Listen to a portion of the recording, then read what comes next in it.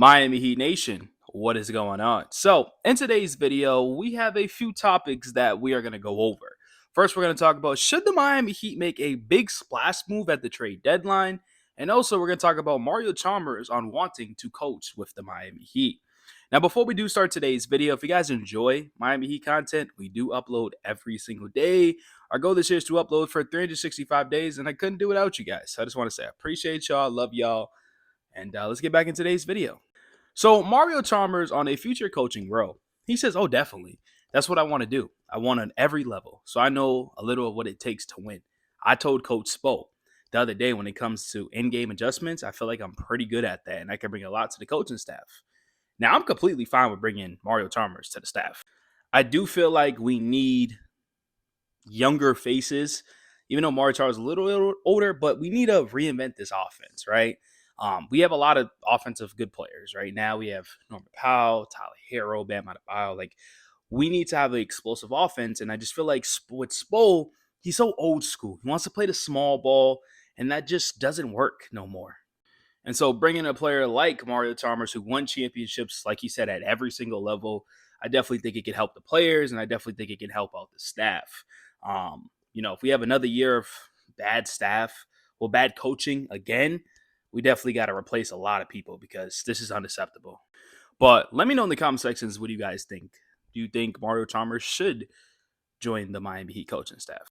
Also, ESPN on Norman Powell's move to Miami. It says the Heat needed his scoring boost, and Powell brings just that. A near 40% career shooter from deep, he's a proven bucket getter on and off the ball. He's expected to give Harrell/Bam the offensive help they've been waiting for.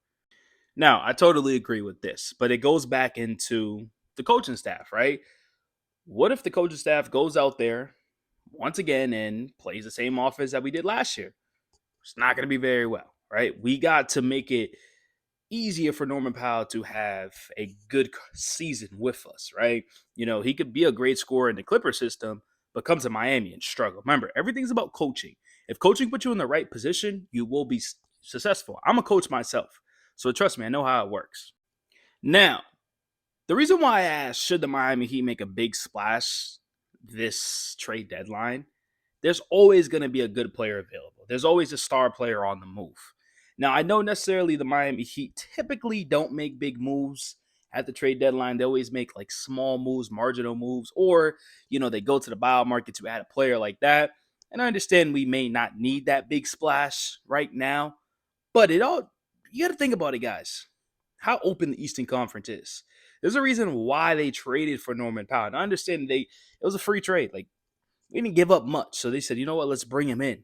But if this team is competitive and we just need that one more piece that can get us over the hump, and when I say a splash move, I'm not saying, oh, let's go get a superstar, but a good role player that can get us over the hump.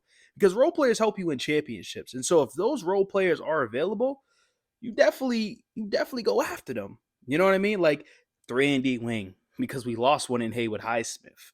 Another shooter, adding more shooters always help to this team. We lost Duncan Robinson, we lost our sharpshooter. You know what I mean? So I definitely think Miami Heat should be aggressive. I still think they need to figure out the backup center position. So I really do think this season, how it starts off is going to be very, very interesting.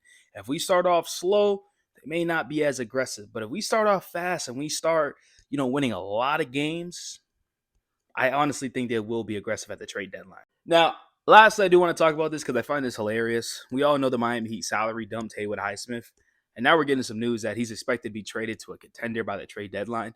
Now, I'm happy for him. Go out there, go try to win a championship. We all know he wasn't going to stay on the Brooklyn Nets, but it's just still sad that they go out there and they salary dump him for absolutely nothing. Now he's going to have a chance to win the championship, probably join a Lakers team. Like, it's just, he should have been on the Miami Heat. It's simple as that. But let me know what you guys think. Hope you guys enjoyed today's video. If you guys did, please smash that like button, comment, subscribe, all that good stuff, and I'm out.